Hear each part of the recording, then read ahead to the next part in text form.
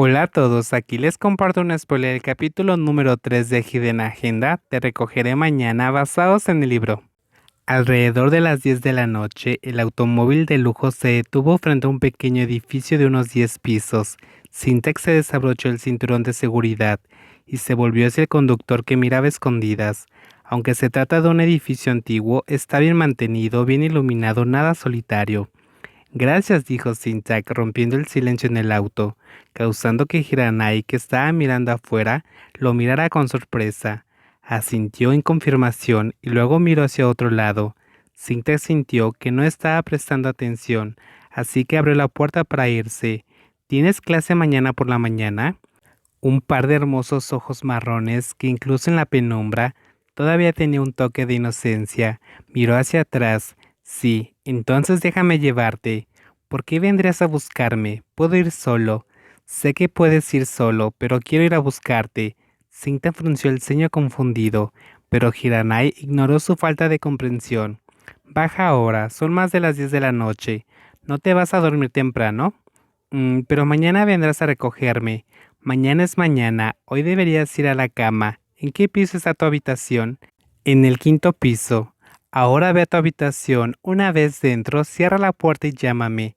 Cinta, que fue despedido de manera directa, se quedó sin palabras, solo abrió la puerta con nerviosismo.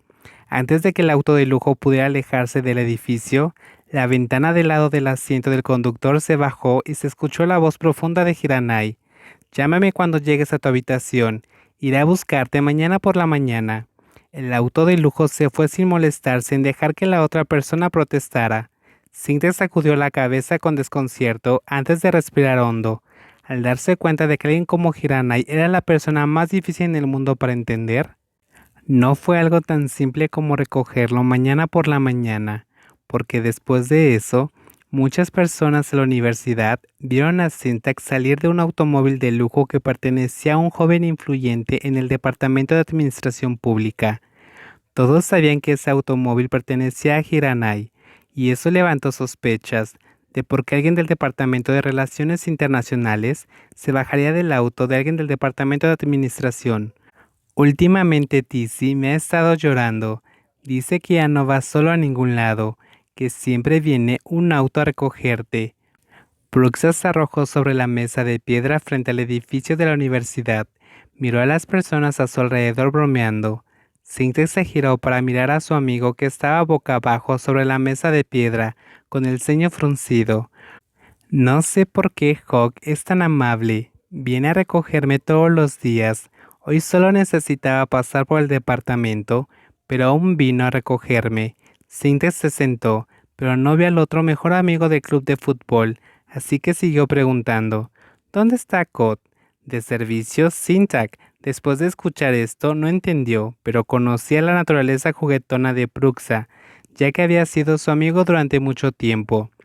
No pidió más detalles sobre el tema y de inmediato respondió, si está libre, pídele que compre agua y la traiga aquí.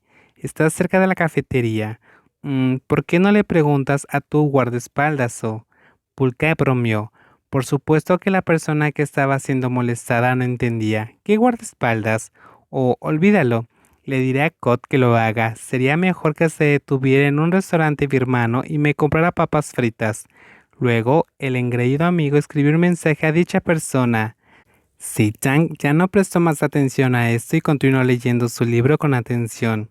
Tal vez, después de graduarse, tomara un examen para postularse como funcionario público en un puesto relacionado con lo que estudió. Como una persona amante de la paz, sabía que encontraría formas de hacer del mundo un mejor mundo.